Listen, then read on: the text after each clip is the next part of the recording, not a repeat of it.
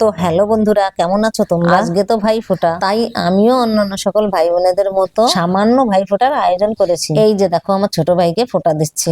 আমার দুটো ভাই, দাদা থাকে একটু দূরে, সব সময় আসতে পারে না, কিন্তু মনটা একটু খারাপ লাগে, খুবই ইচ্ছে করে দুই ভাইকে একসঙ্গে ফোঁটা দিতে। যাই হোক, ছোট ভাইটার বাড়ি আমার বাড়ির কাছাকাছি আছে, সব সময় ডাকলেই ছোট ভাইকে পাওয়া যায়, এতটাই কাছে থাকে আমার ভাই। আমার দাদা আসতে না পারলেও ঠাকুরের কাছে প্রার্থনা করি যেন আমার দাদা ভালো থাকে, সুস্থ থাকে আর 100 বছর বেঁচে থাকে, এই কামনাই করি। তো বন্ধুরা, আমার মনের অনেক কথা তোমাদের সঙ্গে শেয়ার করলাম।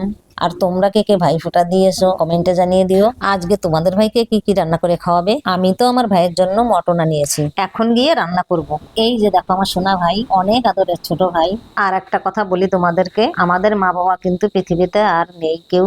তো বন্ধুরা, অনেক কথা তোমাদের সঙ্গে বলে ফেললাম, সব শেষে আর একটা কথা বলতে চাই। আমার ভিডিও যদি ভালো লেগে থাকে তাহলে প্লিজ একটা সাবস্ক্রাইব করে দিও, লাইক শেয়ার কমেন্ট করো।